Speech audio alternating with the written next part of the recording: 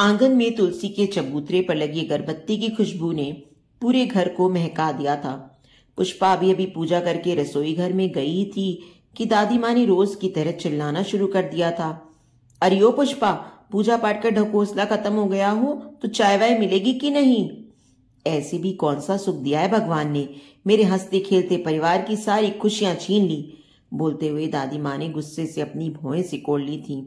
पुष्पा ने रसोई घर में से झांकते हुए कहा, चाय बन गई है दादी माँ, अभी लाती हूँ। माथे पर बिंदी, दोनों कलाइयां कांच की चूड़ियों से भरी हुई, लाल रंग के सलवार कमीज में पुष्पा किसी नई दुल्हन सी दिख रही थी। दादी माँ को चाय देकर पुष्पा मुड़ी ही थी कि उन्होंने फुसफुसाना शुरू कर दिया। आदमी का तो कुछ अता पता नहीं है, जिंदा भी है कि नहीं, फिर भी न जाने क्यों इतना बंद सवर कर रहती है। पुष्पा ने सब कुछ सुनकर भी अनसुना कर दिया था, और करती भी क्या। उसके दिन की शुरुआत रोज ऐसे ही दादी माँ के तीखे शब्दों से होती थी। दादी माँ को चाय देने के बाद पुष्पा अपने ससुर को चाय देने के लिए उनके कमरे में जाने लगी तो उन्होंने उसे आवाज देकर कहा, पुष्पा बेटा, मेरी चाय बाहर ही रख दे, मैं उधर ही आकर पी लूंगा। जी पापा, बोलकर पुष्पा वापस चली आई थी। पुष्पा के ससुर रवि कांत जी रिटायर्ड आर्मी ऑफिसर थे। उनका बेटा रोहित भी सेना में जवान था। पुष्पा रोहित की पत्नी थी।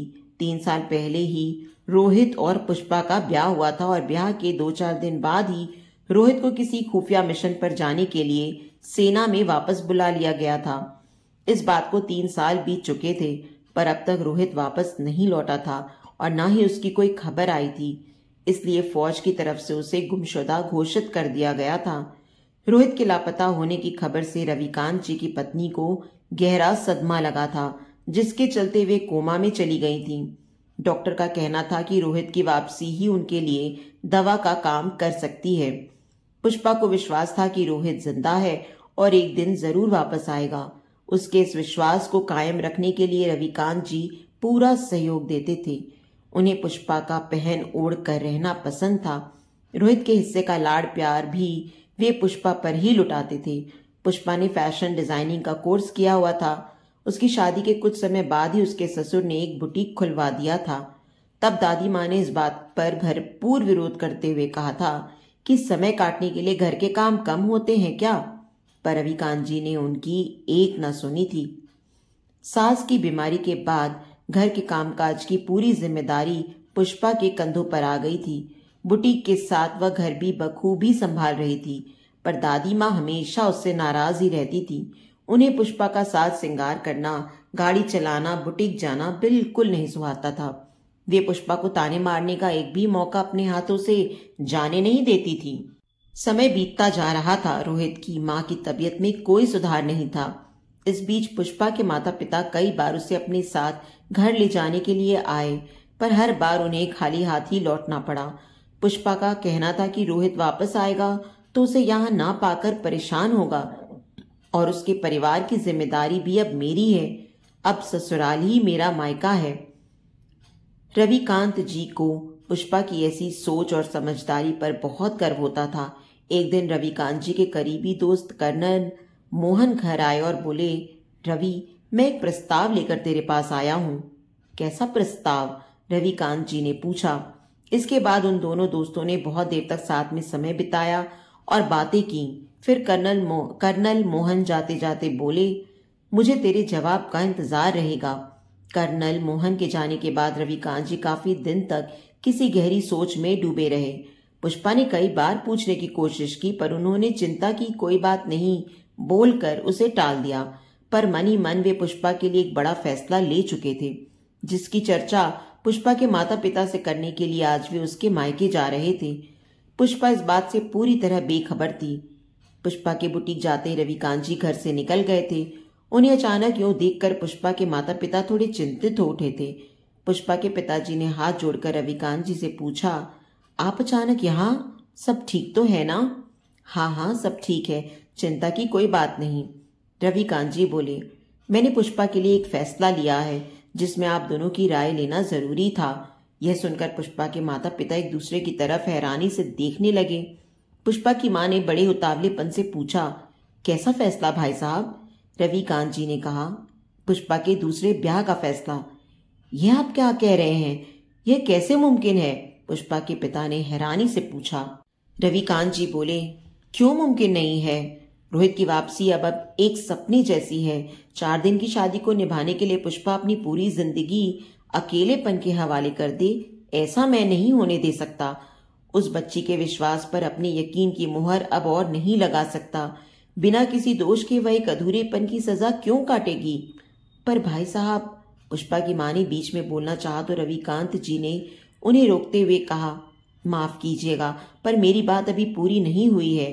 इतना कहकर वे आगे बोले, मैं अपने बेटे के मुंह में पुष्पा के भविष्य की बलि नहीं चढ़ने दूंगा। आज मेरी जगह रोहित भी होता तो पुष्पा के लिए इस तरह की अधूरी जिंदगी उसे कभी स्वीकार नहीं होती। आप दोनों ने उसे जन्म दिया है। उसकी जिंदगी का इतना बड़ा फैसला लेने के पहले आपको इसकी सूचना देना मेरा फर्ज था, इसलिए चला आया, वरना पुष्पा का कन्यादान करने का फैसला मैं ले चुका हूं। अब आज्ञा चाहता हूं। रविकांत जी के जाने के बाद पुष्पा के माता पिता बहुत देर तक सोचते रहे कि वे अपनी बेटी के भविष्य के बारे में इतनी गहराई से नहीं सोच पाए, पर रविकांत जी जैसे लोग बहू को बेटी की जगह रखकर अपनी सोच का लेवल कितना ऊपर उठाए हुए हैं। पुष्पा के दूसरे ब्याह के बारे में सोचते समय रोहित का चेहरा न जाने कितनी बार उनकी आंखों के सामने घूमा होगा। पुष्पा के मायके से लौटने के बाद रविकांत जी अपने कमरे के बाहर नहीं आए थे। पुष्पा शाम की चाय लेकर उनके कमरे में ही चली गई थी। चाय का कप टेबल पर रखते हुए उसने पूछा, क्या हुआ पापा, तबीयत ठीक नहीं है क्या? सब ठीक है बेटा, उन्होंने जवाब दिया और कहा, आ थोड़ी देर मेरे पास बैठ, तुझसे कुछ बात करनी है। जी पापा, बोलकर पुष्पा उनके पास बैठ गई। रविकांत जी ने गहरी सांस ली और बोलना शुरू किया, रोहित की गैर मौजूदगी में तू इस घर की जिम्मेदारियों के साथ साथ हम सबको भी बहुत अच्छे से संभाला है।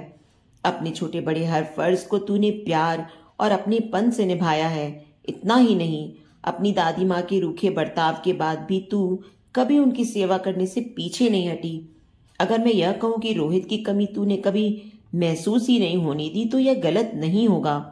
पर अब नहीं बेटा, मैं चाहता हूं कि रोहित की चंद यादों का जो दायरा तूने अपने आसपास बना रखा है उसे तोड़कर तू बाहर निकले और जिंदगी में आगे बढ़े। पुष्पा ने कहा, आज अचानक ऐसी बातें क्यों कर रहे हैं आप? कुछ हुआ है क्या? रोहित की कोई खबर आई क्या? बोलिए ना पापा, क्या हुआ है? पुष्पा बेचैन हो उठी थी। रविकांत जी ने भरे हुए गले से कहा, कोई खबर नहीं आई रोहित की और ना ही आएगी। उसकी वापसी की उम्मीद अब छोड़नी होगी हमें।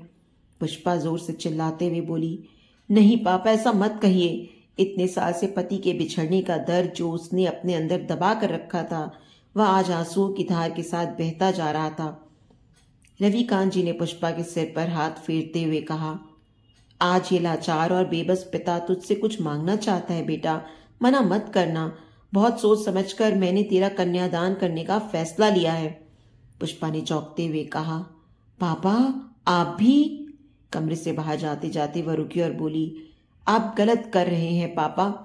अगर रोहित की कमी मैं पूरी कर पाती तो मम्मी आज अस्पताल में कोमा में ना होती, दादी माँ को मुझसे इतनी नफरत ना होती और आज आप मुझे इस घर से विदा करने की बात नहीं करते। ऐसा बोलकर वह तेजी से कमरे से बाहर निकल गई। पुष्पा के जाने के बाद रविकांत जी सोच में पड़ गए थे कि आप भी से पुष्पा का क्या मतलब था। इस बात को 8 दिन बीत चुके थे। रविकांत जी अपने फैसले पर अटल थे। उनके इस फैसले से दादी माँ बहुत नाराज थीं और दादी माँ ने उनसे बात करना बंद कर दिया था, पर उन्होंने हार नहीं मानी थी। रविकांत जी एक बार फिर पुष्पा को समझाने की उम्मीद से उसके बुटीक पहुंच गए थे। उन्हें देखते ही पुष्पा ने कहा, अरे पापा आप यहाँ कैसे? कुछ नहीं बेटा, शाम की सैर के लिए निकला था। रविकांत जी बोले, सोचा तुझे देख लेता हूँ, तेरा काम खत्म हो गया होगा तो साथ में घर चलेंगे। पुष्पा ने कहा, पापा मुझे थोड़ा समय और लगेगा। ठीक है, रविकांत जी बोले, मैं बाहर तेरा इंतजार करता हूँ, आ जाना। थोड़ी देर बाद बुटीक बंद करके पुष्पा अपनी कार लेकर बाहर आ गई। रविकांत जी ने उससे कहा, आज मैं गाड़ी चलाता हूँ। कार चलाते हुए रविकांत जी ने फिर अपनी बात शुरू की और पुष्पा से कहा, तूने मेरी बात का कोई जवाब नहीं दिया बेटा, और उस दिन तूने आप भी ऐसा क्यों कहा था? पुष्पा ने कहा, रोहित ने मिशन पर जाने से पहले मुझे कसम दी थी कि अगर वह वापस नहीं लौटा तो मैं उसके इंतजार में अपनी पूरी जिंदगी नहीं निकालूंगी और एक नई शुरुआत करूंगी। उस दिन आपने भी वही बात कह दी। आप ही की तरह शायद वह भी मुझे अपने से दूर करना चाहता था। रविकांत जी को इस बात की बहुत खुशी हो रही थी कि रोहित के बारे में उनकी सोच गलत नहीं थी। वह भी पुष्पा के लिए इस तरह की अधूरी जिंदगी नहीं चाहता था। रविकांत जी अपने फैसले पर अब और ज्यादा मजबूत हो गए थे। उन्होंने बात को आगे बढ़ाते हुए कहा, तुझे याद है कुछ दिन पहले कर्नल मोहन अपने घर आए थे। वे अपने बेटे गौतम के लिए तेरा हाथ मांगने आए थे। गौतम की पहली पत्नी का शादी के 4 महीने बाद ही देहांत हो गया था।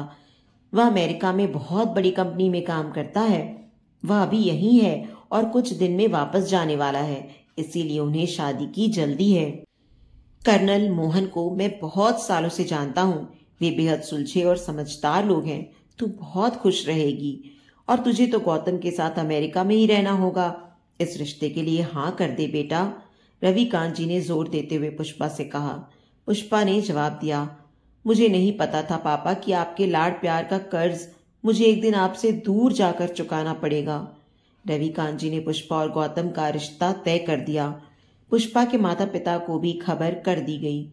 शादी का दिन आ चुका था। बंगले की सजावट रविकांत जी ने पुष्पा की पसंद के लाल गुलाब के फूलों से कराई थी। बारात जैसे ही बंगले के सामने पहुंची तो रविकांत जी ने सभी का स्वागत किया।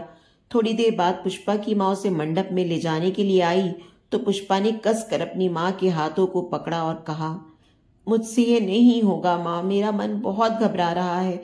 पता नहीं क्यों बार बार ऐसा लग रहा है कि रोहित यहीं कहीं आसपास है। मैं किसी और से शादी नहीं कर सकती, ये सब होने से रोक दो माँ। पुष्पा अपनी माँ के सामने हाथ जोड़कर रोते हुए बोली और बेसुध होकर जमीन पर गिर पड़ी। पुष्पा की माँ उसके बेसुध होने की सूचना देने बाहर आई तो उन्होंने देखा कि फौज की एक गाड़ी बंगले के बाहर आकर रुकी है।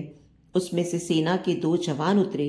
फिर उन्होंने हाथ पकड़कर काला चश्मा पहने एक शख्स को गाड़ी से नीचे उतारा। विवाह समारोह में आए सभी लोगों की नजरें बड़ी हैरानी से उस शख्स को देख रही थीं। उसे देखते ही रविकांत जी की आंखों से आंसुओं का सैलाब उमड़ पड़ा। रोहित, मेरे बेटे, तूने बहुत इंतजार कराया। बोलते हुए रविकांत जी ने उसे अपने सीने से लगाकर बेटे की वापसी की तड़प को शांत कर लिया। पुष्पा की माँ खुशी से भागते हुए अंदर गई और उन्होंने पुष्पा के ऊपर पानी के छींटे मारे। फिर जोर से उसे झकझोर कर बोली, उठ बेटा, बाहर जाकर देख, तेरे विश्वास ने आज तेरे सुहाग की वापसी कर ही दी। पुष्पा सभी मर्यादाओं को लांघ कर गिरती पड़ती भागते हुए बाहर गई और रोहित से जा लिपटी। वह फूट फूट कर रोते हुए बोली, आखिर आपने मेरे विश्वास की लाज रख ही ली रोहित।